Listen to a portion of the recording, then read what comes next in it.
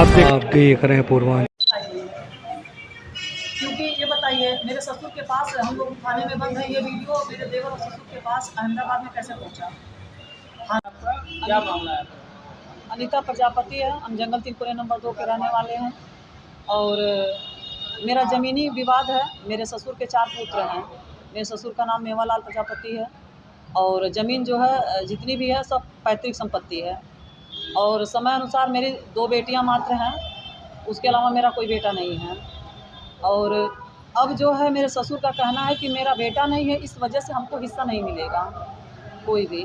अगर मेरा पुत्र है तो ही मुझे देंगे, नहीं तो नहीं देंगे। और इस वजह से वो चोरी जो है काफ़ी ज़मीनों को लगभग 25 डिसमिल के हेरे फेरे ज़मीन चोरी डीलरों के हाथ बेच दिए। और उसकी भी जानकारी हमको नहीं मिली। कभी 6 महीने बाद, कभी 4 महीने बाद, कभी 1 साल बाद पता चलता था। फिर अभी जितना ज़मीन और पुराना 20 साल जिस मकान में रह रहे हैं, उस मकान को भी जो है चोरी से अनिल और अजीत मेरे देवर कब ससुर को बाहर से घर पे बुलवाए और कब रजिस्ट्री करवाए, इसकी जानकारी हमको नहीं हुई। और 1 साल के बाद कोर्ट से उन लोगों के नाम पे नोटिस आया, उसमें स्टैम्प पेपर वगैरह कुछ कम था, वो नोटिस आया और मौके पे हम घर पे मौजूद थे, वो लोग नहीं थे। तब वो नोटिस हमको जब मिला तब हमको जानकारी हुई कि रजिस्ट्री हुआ है ज़मीन। हम कचहरी आए, सारा कागज़ निकलवाए, तब पता चला कि सारी संपत्ति इन लोगों ने लिखवा लिया है। तो आपने कहीं शिकायत की इसको? थाने पर भी शिकायत किए, वहाँ से भी कोई कार्रवाई नहीं। मुख्यमंत्री जी के वहाँ गए 6 महीना पहले भी, वहाँ से भी मुख्यमंत्री जी कहते हैं कि बंटवारा करके इनका हिस्सा दिलाया जाए, लेकिन कोई कार्रवाई नहीं हो रहा है। अभी आप कहाँ रहते हैं? पुराने ही मकान में रहते हैं और उसमें से निकालने के लिए आए दिन मेरे साथ मारपीट किया जा रहा है। मारपीट करते हैं? अनिल है और अजीत है, अनिल की वाइफ है और अनिल का साला है वो। मारपीट में शिकायत आपने पुलिस से कहा? जी, गए तो उन लोगों ने पता नहीं कितना क्या पैसा खिलाया, क्या किया, हमको तो नहीं जानकारी। लेकिन जैसे हम लोग गए तो टाल दिए कि आप 1-2 दिन बाद आना। और जब हम अगले दिन 2 दिन बाद गए फिर से, वहाँ पर जा कर के बैठे कि सर मेरा मुकदमा दर्ज कर दीजिए।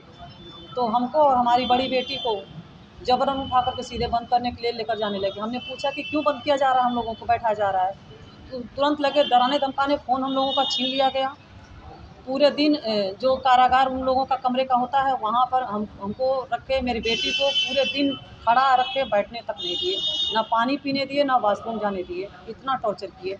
और हम लोगों ने सवाल उठाया कि अगर 151 आपने किया है तो दोनों पक्ष को बुलाइए, दोनों पक्ष को हाजिर करिए, हम दोनों पक्ष को सामने रखिए।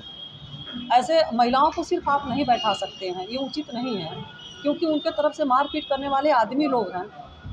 लेकिन इस पर गाली गलौज करने लगे, मेरी बेटी के साथ हाथापाई करने लगे और धमकी देने लगे कि अगर मुंह खोलोगी तो 2-4 महिला। धमकी कौन दिया? यस जो वहाँ के हैं पुरुषोत्तम आनंद शिकायत आपने कुछ अधिकारियों से किया? जी। कोई एक्शन किया? मुख्यमंत्री ने तुरंत जांच का आदेश दिया।